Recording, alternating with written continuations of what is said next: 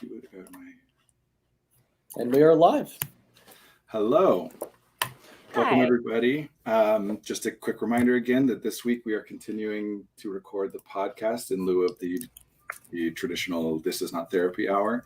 And a reminder again that my phone will be on because my wife is going to be having a baby any day now, so I can't silence my phone anymore. So hopefully it doesn't cause a problem. But here's Mike. Hi, everybody, and welcome back. My name's Mike Wang, and I'm the head of school at Fusion Academy, located in Oak Brook, Illinois. And we are a private school that specializes in serving students in a one-to-one model of instruction. Welcome to our 6th episode of Season 2 of Effective Artistry, Executive Functioning, and the Neurodivergent Mind, featuring Brandon Tessers, LCPC. Today, we have a very special topic for you all. It's learning to communicate through listening, and we're featuring a special guest who I'll introduce in just a second. Before we get started today, a reminder that today's stream will be recorded and rebroadcast in podcast form. We're currently streaming on Twitch, Facebook, and YouTube. So keep that chat box full if there's anything you want us to talk about, and just the opposite if there's anything you want us to steer away from. I'll help moderate and read the questions as they come in. As I mentioned, today we have a very special guest on the stream, Lindsay Laughing. She is CEO and founder of Amygdala Co. She specializes in parent-child behavioral therapy. Lindsay's based in the greater St. Louis area. She received her master's in applied behavioral health research from Washington University, and she did her training in parent-child interaction therapy from both Harvard and WashU. Now, with all the introductions officially out of the way, it is my pleasure to give the floor to our featured guests and hosts, Brandon Tessers and Lindsay Laughing. Hi, everybody. Thanks, Mike, and thanks, Lindsay, for being here with us today. I like that we have this new format. It's like the 3 pillars. This Mike's in the middle of us. I don't know, somehow it gives me a sense of like physical relationship, even though we're all in different places for some reason. Thanks for joining us, Lindsay. How are you? Oh, I'm doing well. Thank you guys for having me. I'm looking forward to the conversation again, Brandon. Yeah, Lindsay and I. So Lindsay and Mike and I all spoke a couple days ago for about a half an hour, and then Lindsay and I spoke for another 2.5 hours after that. We have a lot to talk about. So I like that reaction from Mike. I'll talk, and Lindsay will talk. We're good talkers. So it's good to be here on the stream. We talked about, the title of the episode today is learning to communicate through listening. And that has a lot to do both with your story personally, Lindsay, but also in the work that you do in parent-child interaction therapy. So I thought maybe you could start off by introducing yourself and telling a bit about your story and what it is that you do. Yeah, absolutely. So my story definitely has a lot to do with why I started the company and why I'm here. So I'm from St. Louis, like Mike mentioned, born and raised, and I come from a single parent household. So it was just me and my mom growing up, and growing up was pretty challenging. My mom worked a lot, and so I grew up making a lot of decisions on my own very early. And that led to a lot of miscommunication between my mom and I. That's really when I realized that, she was working hard to do what she had to do, and I was trying to figure out life by myself, essentially. And so because of this, I ended up going to juvenile detention for a while. I ended up going in children's homes for a while. And I grew up, I had a son pretty young, and I realized I don't want him to have the life that I had. And so I wanted to figure out why did my mom and I miscommunicate? Why did I end up in children's homes? What happened? So I asked my family if they would help me raise my son so I could go to college. And I went and enrolled at the local university at UMSL, University of Missouri, St. Louis. And I started studying psychology with an emphasis in neuroscience. And during that time, I worked in research labs that studied the neurological effects of readers. So why do some readers hear words when they read? Why do some just see them? And I also studied psychopharmacology. After that, I started doing research with researchers at Washington University. So I was a research assistant on projects called Lifespan. On this project, Dr. Deanna Barch and Dr. David Van Essen and a bunch of other researchers mapped the human brain. So we'd bring in kiddos age 3 up until adult 65 and give them behavioral tests and look at their brains while they're doing tasks. And then also during this time, I worked in research labs that studied the neurological effects of childhood externalizing behaviors, so anxiety, depression. So again, we'd bring in children, some who had anxiety, depression, et cetera, Tourette syndrome, and look at their brain differences between kiddos who didn't. And then during this time, I also studied the neurological effects of marijuana usage in an adult population and the neurological effects of childhood sexual abuse.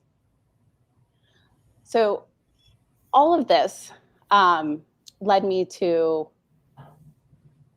communication and how important it is and what's happening in our brain and how to let other people know who maybe don't experience that, what's going on. So during this time, I learned about parent-child interaction therapy, and that's whenever I got trained in it and started Amygdala Co, my company, to train therapists and social workers to disseminate an effective behavioral communication to parents and young children in the Midwest.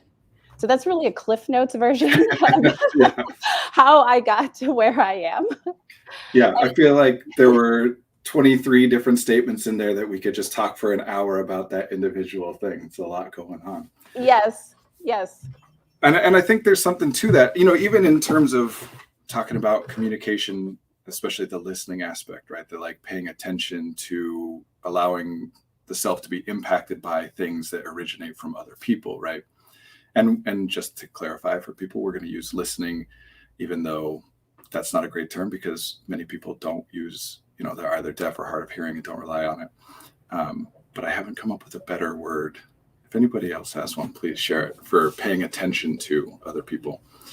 And I like that you share the story in all its like winds, because it's the context of your life, right? That where you end up and what it is that you're doing now really makes the most sense when you share it within the context of where you come from. And I kind of think of listening in those terms, right? That it's about paying attention to the importance of the context. So maybe you could tell us a bit about, because like I said, we could dive in on a million different things and we'll go over the place. But at the beginning here, if you could talk a little bit about parent-child interaction therapy and the theory and technique behind that, what it is that you do and find value in there. Yeah, absolutely. So parent-child interaction therapy is an evidence-based therapy that was developed by Dr. Sheila Iberg around the 1970s. And so what she showed is that after 14 weeks of parent-child interaction therapy, that childhood externalizing behaviors, so anxiety, depression, ADHD, were clinically reduced, and parental negative attributions toward children were also decreased, and parental satisfaction with regards to the family was increased, in addition to a lot more effects. So what it is clinicians work with parents and their children in real time to help change behaviors. So for example, let's say we go to the store and our child, you know, we're in the checkout lane, we've had a long day, and our child wants a candy bar. You know, we just want to get home, cook dinner, relax. You know, we've had a stressful day at work, and our child asks for a candy bar, and we say no. And then what do? They start yelling. And then the minute they start, you know, Mom, why? They start pulling out all the things to get this candy bar. People are looking, they say no, the kids start screaming a little bit more, and then, you know, give them the candy bar. And so whenever we, you know, give in that moment, we essentially taught the kiddo that they just have to cry or wait a little bit longer to get what they want. And so our therapists, what they do is they help parents in that moment change behaviors without, you know, telling the child no, or making them cry, what to do right before the behavior happens. What are some techniques that they can do right before they're going to say no to help keep the situation calm? So our clinicians do that in real time during play sessions. So during therapy, parents and children are playing, and then we have a coach, just like now, right in a parent's ear. So a parent has on a headset, the coach has on a headset, and they're engaging with the parent as they're playing with their child and teaching them effective behavioral skills in real time so they can use to change behaviors.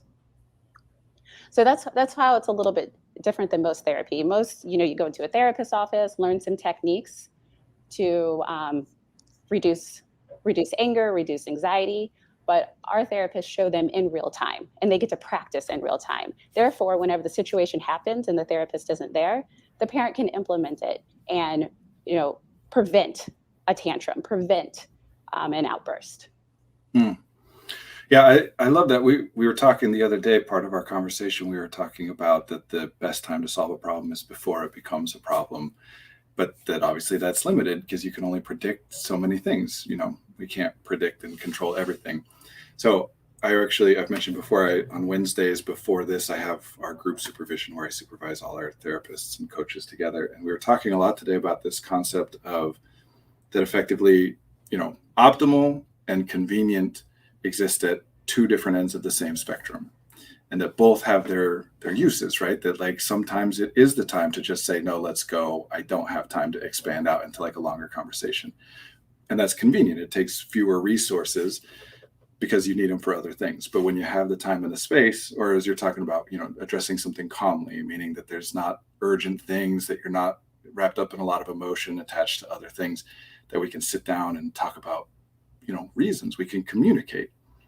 So I like that you're training them in person, because effectively the problem is not with the child, nor is it with the parent. Everything every human ever does is the result of an interaction between that individual and the context that they are in.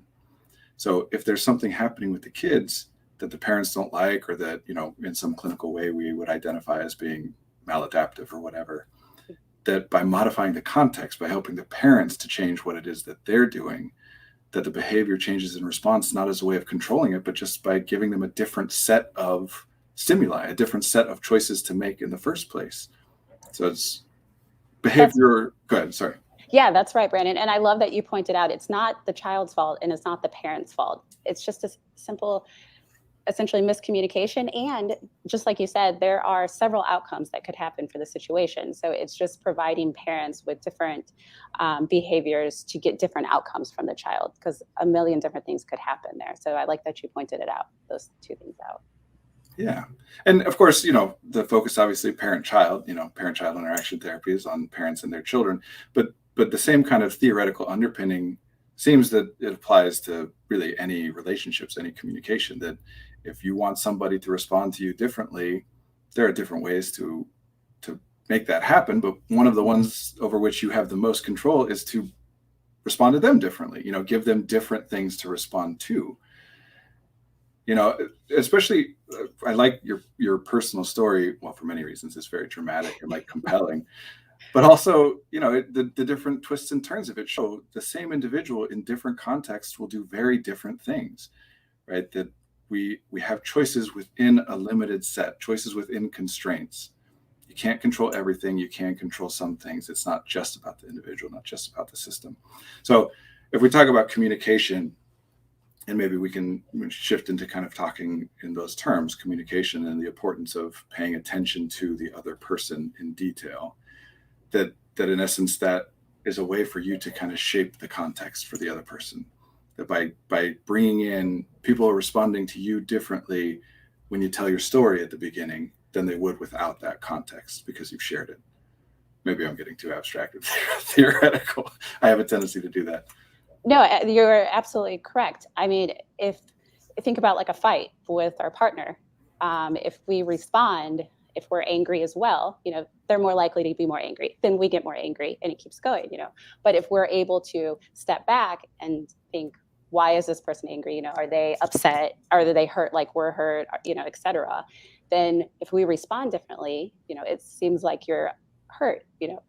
then they might tell us what's going on. So you're absolutely right. If we respond with anger, we're probably going to get more anger. If we respond with, okay, yeah, maybe I'm angry, but concern or just general wanting to know what's wrong in this situation, then we're going to get a different response from them. So you're absolutely correct. And Lindsay, I'm wondering, so how do we even get to this place where we're able to think about the conversation in a different way? I mean, we're probably, like, take the spouse example. We're in a heated discussion, argument, right? That requires us to sort of step outside of that situation itself and be able to approach it in a calm manner. What are some techniques and strategies that we can use to get us into that place so that we can reframe the situation in live time? Yeah, so there's a couple techniques that I use. And I should say that what I use, it can be modified, and everything takes practice. So if we're in a fight with our partner, just stopping and thinking about how we feel, and are we angry in that moment? Are we upset? What do we want out of the situation? And I know that's really hard to do, stop and take a step back, but this is something that we have to practice and realize that we can have any situation or any outcome in this situation. So if just remembering in that moment, if we yell, they're going to yell. If we take a second to relax, they might take a second to relax, and that we are the teacher in that moment. So it's easier to do, to work with parents, right? Because then we practice this. We practice staying calm whenever our kiddo is throwing a tantrum. We practice lowering our heart rate, taking some deep breaths. So that's actually what I do first. If I'm in an argument with my partner, or I see that that person's getting upset, I just take some deep breaths, because we know that if we lower our heart rate, that we can think better, and then we don't say things that we regret in the future, right? So calming down in that moment, so we can have the mental capability not to just yell, that we can, and we won't regret what happens in the future. So deep breaths, taking a step back, and then having a conversation, after we've calmed down. I love that part that you said about the purpose of what we want to get out of this conversation. And then I think it goes back to the topic that we framed today's episode on, of listening, right, and communication. I think I've caught myself in plenty of situations which I'm just listening to come up with a rebuttal rather than actually genuinely listening for what the message is trying to be delivered over to me. Yeah, I like what you were saying earlier, Lindsay, about the escalation, and you even did like similar hand motions that I do when I tell people. It's like, if you step up and then they can step on you and we get up. But if the other person steps up and you don't step up there, they have nothing to like step up onto, and you just end up feeling silly if you try, right? I just wanted to add a couple like actionable like exercise things in that same milieu, that a lot of what we're talking about, or at least the way that I think of it, is draw your attention. Attention is finite. It goes to different places. Draw your attention to the environment more than to your cognition, more than to your internal experience, which includes the body. The body exists in the environment. So taking a deep breath consciously and feeling how that feels. I use old acting like warm-up things, put your hands together on your ribs so that the fingers touch, and then inhale so that the fingers expand and then come back together. But one in particular on topic for today is, I will have people all the time attempt to say back to the other person their words, word for word, as best they can, which is no one can really do unless you're using very short sentences. But it's not about getting it right. It's about understanding how much of what you said did I actually hear versus how much of what I heard was me filling in the gaps between words that I actually attended to, right? That if you come in and say, hey, thanks for loading the dishwasher, and I say, I loaded the dishwasher. Like, obviously I heard load dishwasher and just kind of made an assumption there. And part of this too, back to the parent-child interaction therapy, what I love about it is the same thing with a lot of what I do in couples therapy, modifying the context by having another person there, a third person observing, even if that third person doesn't do anything. The knowledge that another person is watching, that's part of the context, and it changes what you do. It pulls back a little bit, and you can't focus totally in your own head anymore, because you have to wonder about how you're being perceived by other people and what they might think. So that presence of that person, I'm curious, maybe this is a hard to answer a question, but I'm curious about how frequently and how long is a session of parent-child interaction therapy? So a session on average is about an hour, but if a kiddo is throwing a tantrum or something, then they go over. So we schedule for about an hour and a half, and then it lasts about 14 weeks. And during a given session, how much is the therapist actually talking? And like how much are they sitting back and just observing versus when they chime in and how much they chime in? Great question. So it really depends on where the parent is in the therapy. Starting off, therapists talk a lot because what they're trying to do is change the way parents speak or respond to. So in order to do that, we do lots of coaching, lots of different ways of saying things so then parents can pick and choose. And then whenever parents start talking more, the coaches are also speaking a lot because we're encouraging them, right? We're saying good job to them and reminding them that they have our support in that moment. So lots of talking, lots of coaching, and lots of support too. Yeah, I like that we talk a lot about we're trying to create mental models in the client's head, in their mind of us or what we might say. When I work with a client, the mental model that they're building of me is formed through their experiences with me, which is Brandon, the therapist. And, of course, I'm different in different contexts, but their internal version of me is just this wise, like guru, if I've been helpful for them. And then they carry that around. And sometimes that's helpful and sometimes not. But they kind of, it's like that research that if you're standing in front of a picture with eyes or if a human face with eyes directed at you, you behave differently, that we kind of like respond to being watched. That when you can carry around, it's not just learning what the coach has taught them or the therapist has taught them by rote and reapplying it like effortfully and manually. It's that they're internalizing and creating a set of beliefs, a mental model of what the coach might think or what the coach might say that allows them to engage differently. Just pay attention to different things. That's right. Absolutely. And I mean, we speak one way. We were raised and we developed our language. We developed the way we speak, our patterns. And if we were, raised in a different country, we will develop different patterns. So it's just I like the way you said it, Brandon. The coaches is there to give different ideas, and then parents can kind of mesh that in with what they're doing to have a bigger picture of how to change behaviors. Lindsay, we have a question in the stream. What's the average age for the work that you're doing with your clients? The client's age? Yeah, so clients are 2 through 8 years old for children, and their parents are caregivers. That's a great question. Is there a reason why you chose that age range, or is that just what the research is based off of that age group? Yeah, great question again. So the research is based off children ages 2 through 8 years old, just done across the globe at different research institutions. So we wanted to stick to that. I think that this form of therapy can be expanded in the future, but we really use child-friendly language, which is one reason why it's geared towards kiddos ages 2 through 8. And then also that's what's been researched. So, yeah. So my next question for you would be, is it too late for us, parents of 9 through 20-year-old children? No, it is never too late to change behaviors. It's never too late.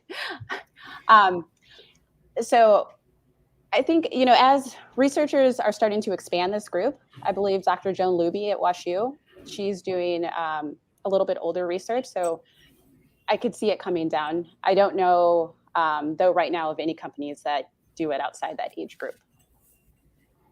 And I think it's kind of important, or at least helpful, to note that research, like we were talking about, convenience and optimization are opposite ends of the spectrum, that research is useful and valid, but limited. It can only do so much.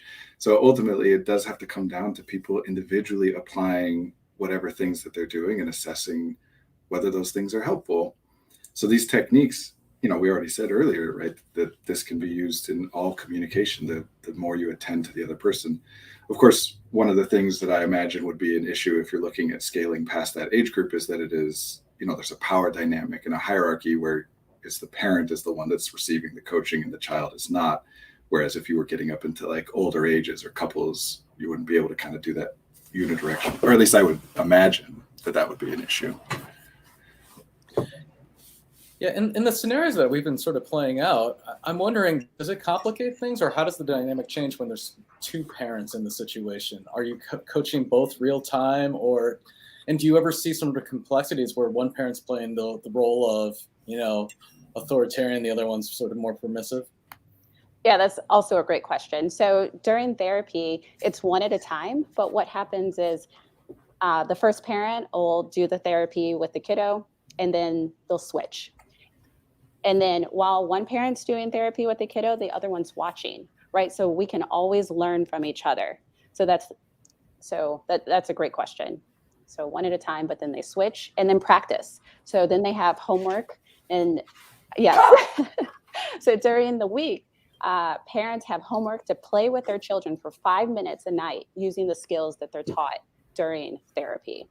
And then they record what happened, and then the therapist does some analysis on it. Yep. Earlier on, we were talking about prevention being the best sort of technique, but what are some things that we should be aware of before, as parents or just as human beings, what are some things that we should be aware of, even if we're not engaging in this work or have seen a need yet? I think Brandon had a beautiful answer actually to this earlier, learning how to pay attention and be in the moments. So the therapist does allow us to be more aware of what's going on. And that's essentially what we're trying to do. Be aware, be present in the moment, not worry about our future anxieties, what emails we have to answer, what we have to do, but what's happening right now, and how can we handle the situation, or how can we make this interaction the best we can so we can continue to have a good day.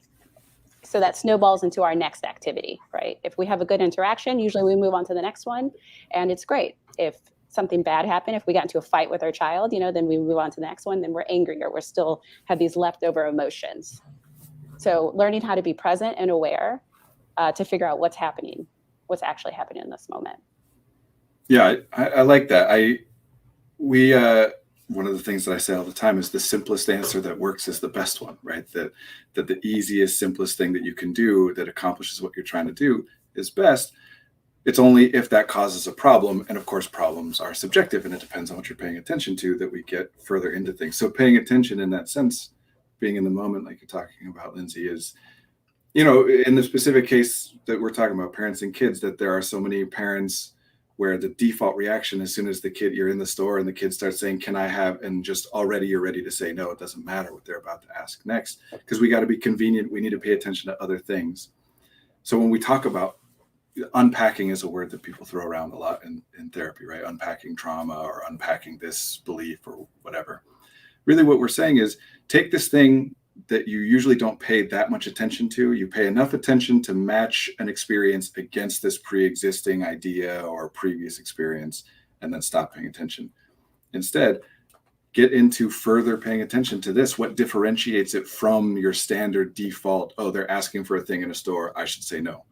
Well, what about the particular thing, right? Or a very common one with parents and children, especially young children, is, we were talking about this the other day, that you hear a crash and you hear a cry and you run in and you want the child to be okay and you want them to, catch their breath and stop crying. And so parents will say, it's okay, you're fine, you're okay. Which totally makes sense. And also, even better if instead you switch to saying, are you hurt? What happened? Or one particular one that I like, somebody posted on Twitter, I'm terrible at attributing things, I don't remember who, but that they have a specific framework of saying, are your feelings hurt or is your body hurt? Instead of saying you're okay, you're not bruised, because sometimes it is that they're scared or whatever it is. But if we can just kind of shift things. And so what you're talking about paying attention, Lindsay, and I would love to hear some of I know we were talking about some of the specific things you do to remind yourself or to help other people to be able to pay attention. Because obviously in that moment, we're not choosing not to pay attention. The brain is just dictating to us it's not worth paying attention to that thing. So how do we get reminders? And a lot of that is just about changing up the context, like novel context. If you go have the same discussion you've had a million times, out in a park instead of in your home, automatically you're going to be paying attention differently because the context has changed. So what are some of the things that you find useful as external reminders, as opposed to just kind of having to be able to have the presence of mind to say, wait, stop, slow down and listen? What are some things that you can set up in advance when things are good, so that when things start to escalate, you have external cues and reminders to say, hey, remember, slow down, stop? Yeah, that's a great question. You're so right. It's so hard to slow down and stop and be in the moment whenever we're, just had a fight or we're angry. So something that I've learned over the years and that I practice daily is meditation. Meditation has helped me not only calm those thoughts that just go from one thing to the next, but also become aware of my surroundings and become aware of other people.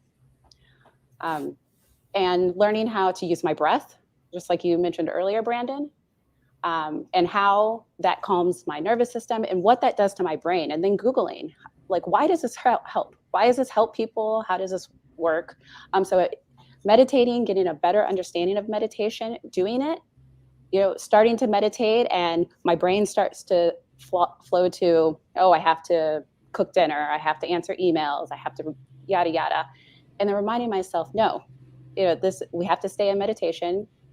People say it works, so we're gonna give it a go. Doing something different. I had to do something different than I did my whole life, and after I practice and practice and practice, it helped me become aware of what's going on. It helped me have the ability to not get upset if somebody's upset with me. It helped me just to become a little more understanding in the world and be nicer to myself, because I am my biggest critic. Yeah, well, I like that. And you mentioned, other people say this is helpful. We were talking about research earlier.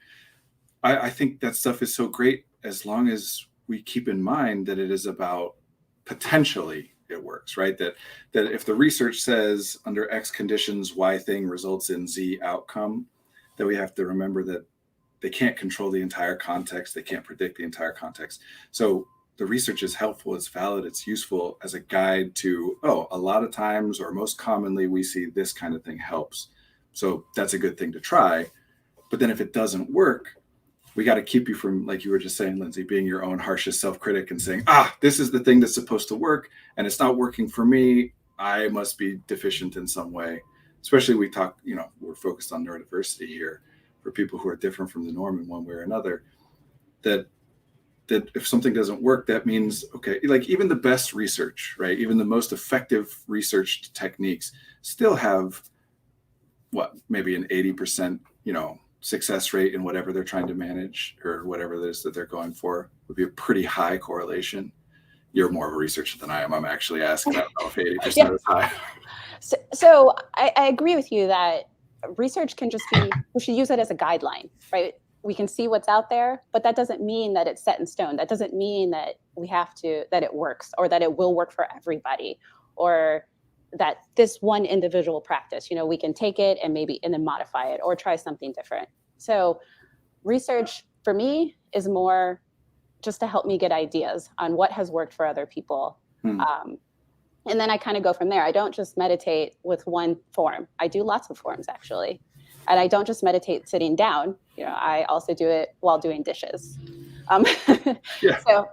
So I agree, Brandon, that what works for one person may not work for everybody else, and we have to figure it out, what works for us individually. Which kind of, I guess, brings us back to where we started, with the paying attention to the moment, listening to the other person, attending to the other person, that just because there's an idea that it might work, which is a good reason to try a thing, doesn't mean that it doesn't. And if it doesn't, it's not because, actually, you were saying earlier that, it's not the kid's fault, it's not the parents' fault, it's just miscommunication, which I love. I talk all the time about, I call it faultless miscommunication, because assigning blame and assigning fault doesn't really have any real, it doesn't map to the reality of two humans interacting. Both are playing into the context.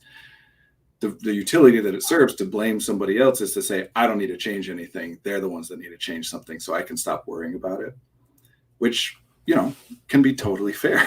Some people have more responsibility or more power. But it doesn't guarantee any change. It just means I got to wait around and hope that they change or try to convince them to change because it's in their court. So I might still be experiencing this terrible thing that I don't like anymore. So I'm kind of thinking of your journey of meditation, just because we're talking about this example, as being in communication with yourself and your own body in that way, right? That I'm assuming, but maybe I'm wrong, so correct me, that as you were trying different meditation practices, that some of them didn't work for you and you leave them behind and move on because you're just paying attention to, let me try this, see what happens. If I like it, cool. If not, I'm going to move on and try another thing. Definitely. So the whole point of meditation is just to help us become present. So it doesn't matter how we do it. It's just that we get to the end result. So part of my journey is experimenting with what different people do. I also experiment with Wim Hof's breathing. So using my breath to meditate. And yeah, if one thing doesn't work, I move on to the next thing. Absolutely. And that's part of the journey. I mean, that's what makes life fun. You know, we don't have to stick to one thing in life. We can try different things and then turn it into our own. Yeah. The point is to relax, you know, be in the moment and enjoy day-to-day life for everybody. Yeah, talking about, again, all of it connected, research and techniques and interventions. Even if you try something because it was recommended and it does work, you can still take that and then just tweak it and modify it and individualize it more and more and more and more, further and further. You know, when you meet a new person, we all have like relatively rote ways of going about that, right? That we're going to say, hi, nice to meet you, or some version of that. Of course, not everybody, but generally speaking. But then the more you get to know and develop that individual relationship, you interact with that person differently than you interact with other people, because they're turning from just this idea of a person, how do I interact with a person, to how do I interact with Mike? What is Mike like? What is Lindsay like? And that process, which has great results, you know, it's resource intensive, it's not convenient. The more you put into it, the better the results you get. But it can be sped up by putting more resources into it. In other words, paying closer attention, you know. And I hope that we named earlier that listening is not the perfect word for what we're doing today. It's more about paying attention. What are some other things that we should be paying attention to besides just the words that are coming out of people's mouths? Well, Great question. Yeah. Great question. Body language, totally. You know, this is how we sit, how we stand. You know, research has shown that if we stand, you know, in a upright position, our shoulders are back, that we feel more confident, that we're actually we can change our neurochemicals, right? We can increase dopamine levels and serotonin levels just by standing up. And we can reduce anxieties that way. So you know, sitting up as opposed to like slumped over. So just changing our body position and then paying attention to other people's, right? So if you see somebody who is like slumped over or, you know, is not smiling, maybe something's wrong, you know, then we can talk to them and ask them about their day, or, you know, just start a conversation with them. So being aware of body language, I think, is very important and can tell a lot more sometimes than what comes out of our mouth, right? If somebody says, yeah, I'm okay, but, you know, they're crying, yeah, really not okay. And obviously I agree, and I want to add some other categories, but first to expand on that yeah, body language is not generalizable, I suppose. So to take a very common example that is very relevant in the neurodiversity kind of worldview, eye contact. That if I think that eye contact communicates a certain thing, that doesn't mean that it's what the other person thinks that it communicates. So again, we have things that we can default to and make assumptions about because they seem to be most common, but you got to be open to the idea that if it goes differently than you expected, that there's something you didn't know, some assumption that you made that turned out not to be useful, because different people have different body language, right? That, you know, even standing up straight, which, yeah, when we're standing up straight, you look confident, you feel confident, you're drawing attention. And if somebody has an issue with their back or a pulled muscle or whatever, and they can't stand up straight, then it probably is, there's more to it than that, right? Than just how they're feeling. So I wanted to add on top of body language, and of course there's also tone. We call all these things meta communication, right? That English in particular, I love talking about linguistic stuff, is what's called a stress time language, which means that the emphasis that you put on things changes the meaning. So if you take the sentence, I never said you stole my money, and emphasize a different word in that sentence every time, it means a different thing every time. I never said you stole my money. I never said you stole my money. I never said you stole my money, right? So tone and cadence and pitch and timbre and all those things matter.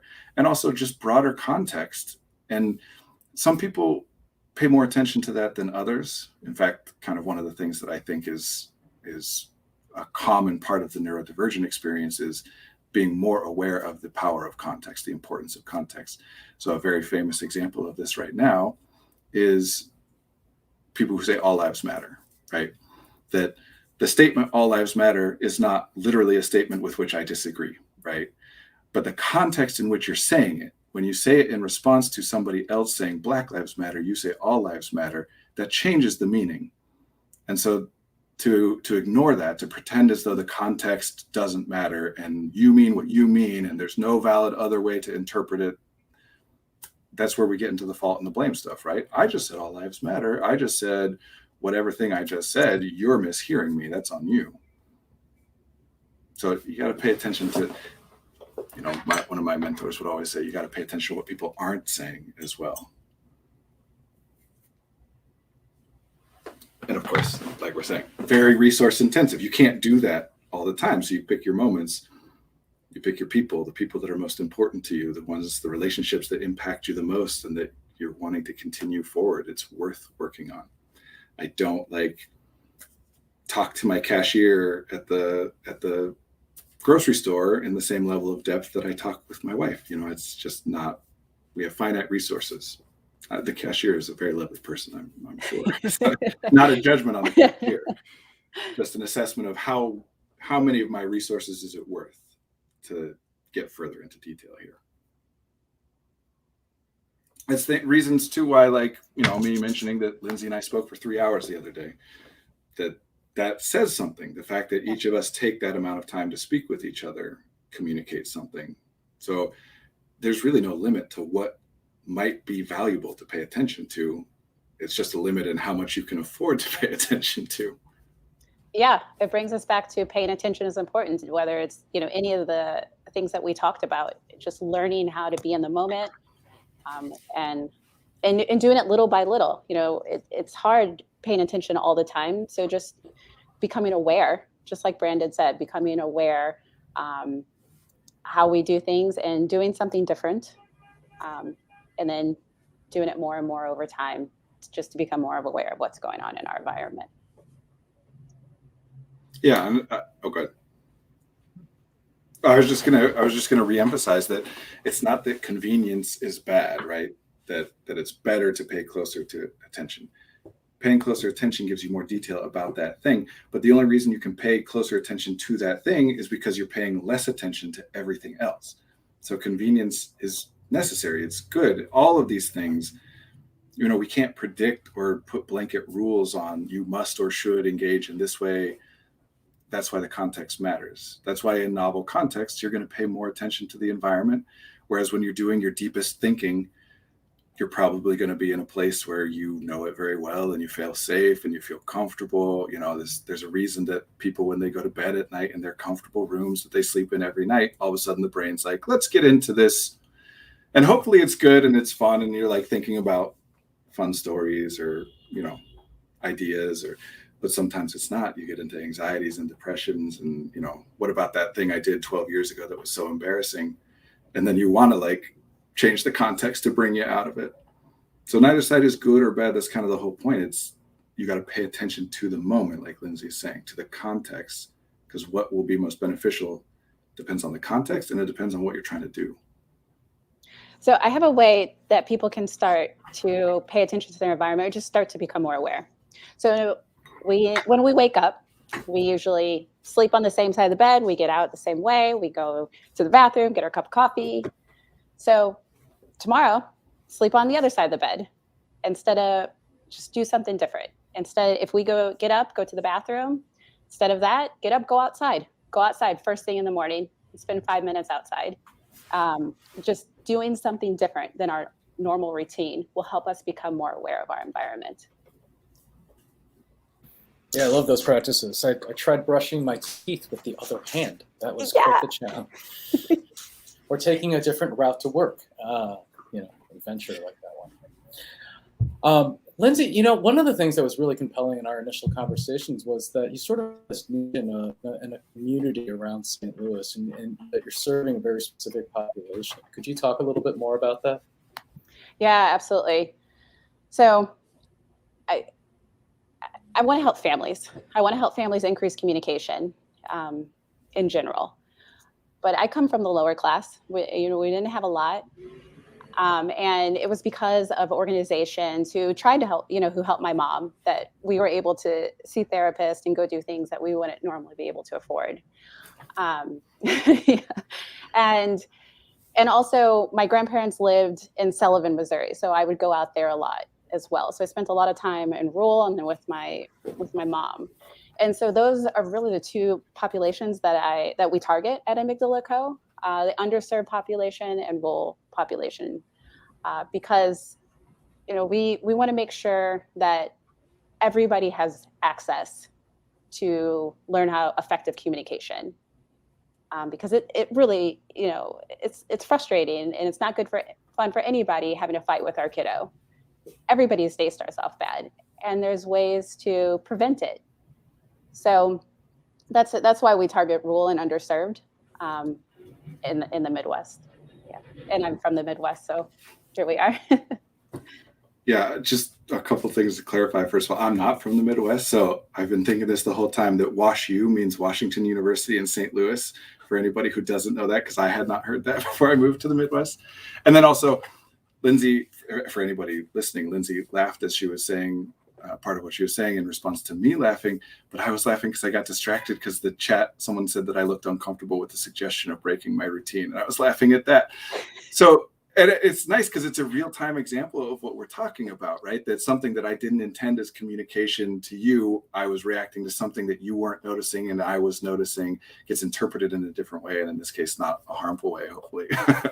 And if it was harmful, if Lindsay, if you were like concerned that I laughed at what you were saying at that point, which I honestly don't remember because I was distracted by the comment, that by me then coming back and expanding and saying, this is what I was experiencing, that we can repair whatever damage might have been done in that moment, right? But yes, so that was off topic. I do love your answer, what you're talking about, your focus is. Yeah, I was thinking about when you were talking, Lindsay, and I wasn't paying attention to Brandon laughing, was that, in these communities that you're serving, I have privilege and my access to resources, but I'm also thinking about folks in underserved communities as well as rural communities of just the additional stressors that are stacked on top. And when oftentimes the theme that comes up in our podcast is this idea of limited resources, whether it's mental, physical, financial, but especially when it comes to mental, like just that power bar that you start up with at the beginning of the day and it depletes slowly throughout the day, there's additional things that you have to pay attention to and then rechanneling that.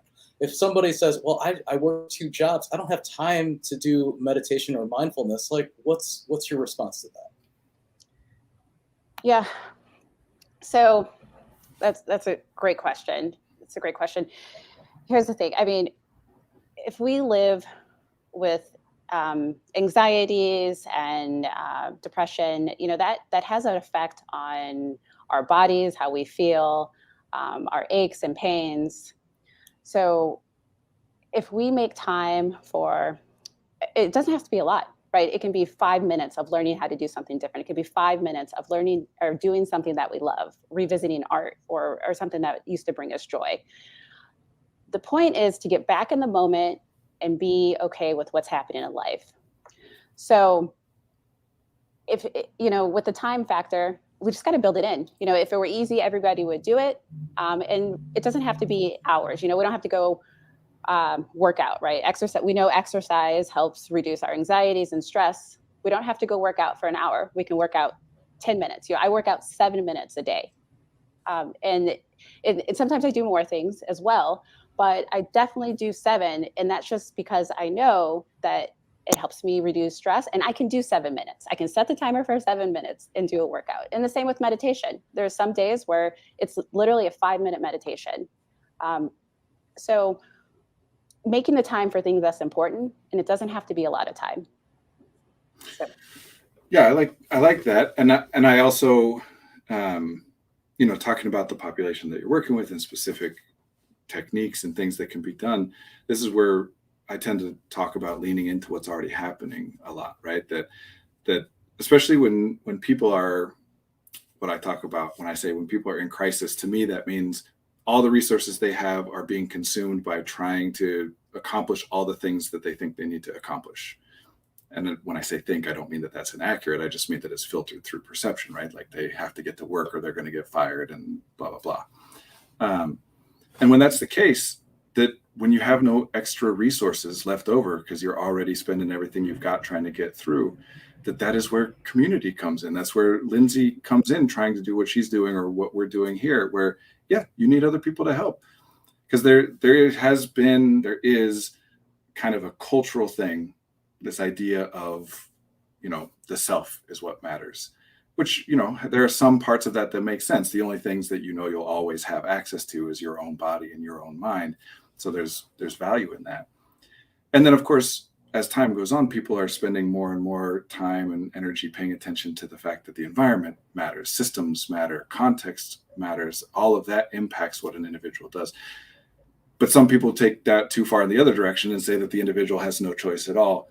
And of course, it all fluctuates and it's all whatever. So in terms of if you're in crisis, you need help. Like if you've got nothing left, nothing available, that does happen. And sometimes it happens for, reasons that have roots in like the real environmental system. Like if you don't get to work on time, you're going to get fired and not have money. And sometimes the reasons are more internal to you, especially we're talking about anxiety or phobias or things like that, where you're spending your resources on things that somebody else would, from the perspective of somebody else, would say, oh, that seems disproportionate, and it may or may not be. But that's why we have relationships. That's why we listen. That's why we pay attention, because somebody in that moment doesn't even know. They don't have the resources to evaluate, to step back and say, why is this a struggle? Or what part of what I'm doing is bothering me? Or what do I need from other people? And so many people have this idea that they can't even ask for help unless they know what help to ask for and from whom. So we pay attention to each other so that we can step in and help. And then when I'm in crisis later, you step in and help me because we have a relationship. Yeah, absolutely. And I have kind of a story around this question and what Brandon was talking about. So a family who had went through PCIT, a mom, she had called me. She's like, I have a story for you. So they had to practice parent-child interaction therapy for 5 minutes each night. And this was to work up to let her oldest daughter watch her son while she goes to the doctors. And so she's never been able to leave her, I believe he's 5 years old, her 5-year-old son with her older daughter who's 18 because he would just throw a fit and, it was just very bad. And so they had been practicing during session interacting. And so she went to the doctor and her oldest daughter called and was like, he's going berserk. I can't stop him. What do I do? And she said, do special time. So this is what we practice. This is interaction skills that we practiced during session. She said, do special time. So practice these interaction skills. So she was in a crisis. She called her mom, who has been doing these skills and practicing with her daughter. And she said immediately, she started special time and immediately the boy calmed down, started playing, and his behaviors were totally different. So even though we may not have the time to do something different, just working it in. So then during those crisis moments, they can get shorter and shorter and we don't have them. So we have the skills to stop the crisis before it happens. I like that. And, we can look at things like building different ways of observing what's approaching, right? Scale 1 to 10, getting, 10 being we're full on in crisis. What are the things that happen that I can then look at and say, oh, I'm at 3, like I got to check back in. And again, having somebody else to talk to pay attention to you, and for you to pay attention to, that changes what you're perceiving, what you're paying attention to, and how you're looking at it.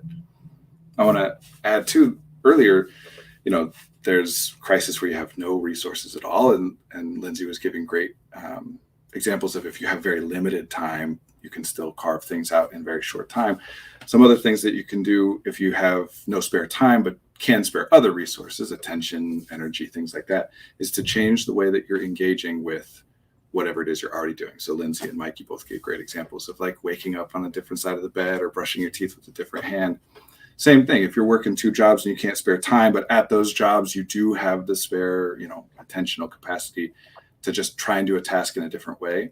Or one that everybody engages in all the time is planning. Planning, of course, making plans, we usually talk about in executive functioning terms as like things that make it more likely that you'll do what you plan to do. And that can be true.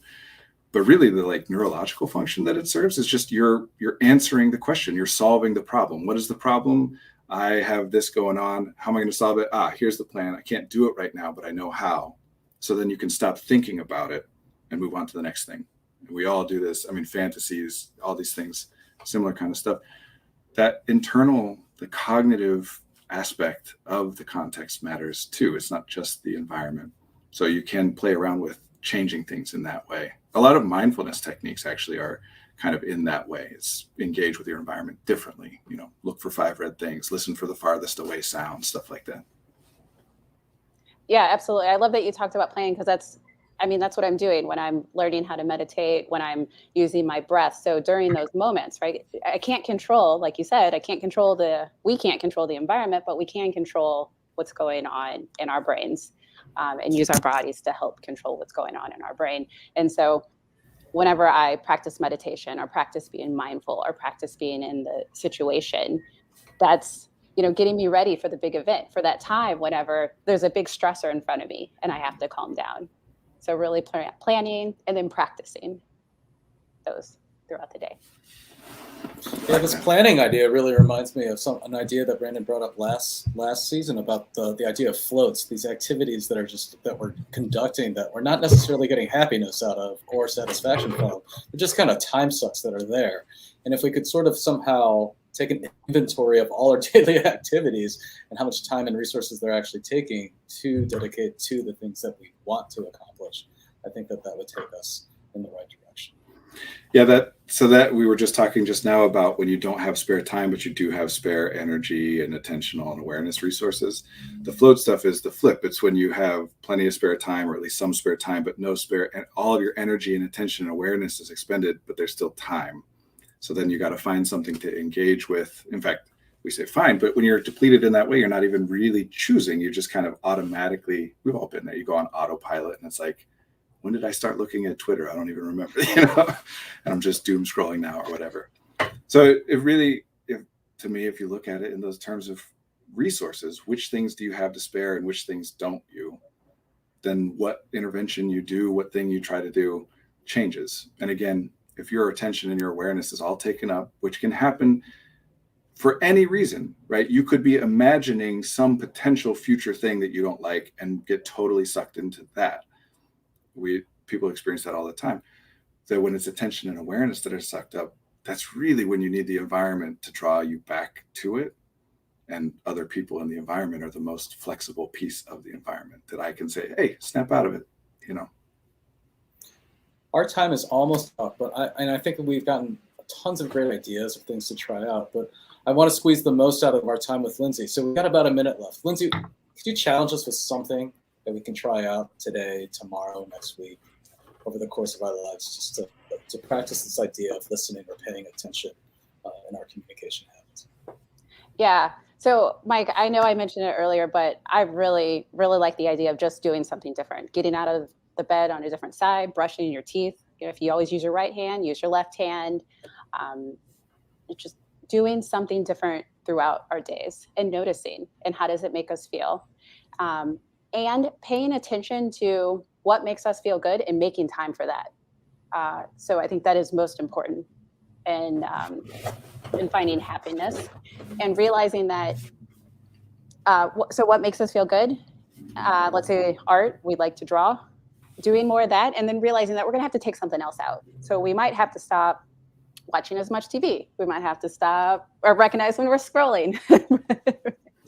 Sorry, Brandon, I had to say that. No, I love that, because that's what we always talk about. It's about adding new things. You know, the brain doesn't really have a mechanism to pay less attention to something consciously. We can pay more attention to other things to kind of squeeze it out. And just kind of riffing on what you're saying, because I love this idea that just engage differently, because we're talking about communication and listening. Engage differently with the people you're around. Call them by a different name. Use a different nickname or pet name for them that you've ever used before. They'll pay closer attention to you in that moment. Use a different tone, put on an accent, just change something. Use different words, right? Like if every morning you say, hey, good morning, how did you sleep? One morning say, rise and shine instead. I don't know, whatever, something different, just to like make people say, wait, this is going differently than I expected, but not in a problematic way. So I got to pay attention, but I'm not like urgent about it. Yes, absolutely. And being more open to what's happening. So saying yes. So maybe like somebody's asking us out to dinner and we think, oh, we have to do X, Y, or Z, but just being open to that circumstance. Like, why not? You know, when's the next time we're going to go out to dinner? And saying yes more and being more fluid, because we never know what will happen in those moments that we say yes. I love that. That's ultimately the power of context, right? Is I don't know what other things I might not know. So I have to be open. I tell parents this is impossible, but to try and shift from I'm going to default to no unless I have a reason to say yes, to shift the other way. I'm going to say yes unless I have a reason to say no. And now all of a sudden you're just thinking about the same thing. You still might say yes and no to the same things, but you're thinking about different reasons. That's right. That's right. It's beautiful. And with that, that is a wrap for episode 6. I want to thank our special guest, Lindsay Laughing, CEO and founder of Amilico. Thank you to our host, Brandon Tessers. I'm Mike Wang, and I hope that you will join us next week on a new topic at Effective Artistry, Executive Functioning, and the Neurodivergent. Thank you all. Thank you, guys. It was Thanks, great. Lindsay. Yes.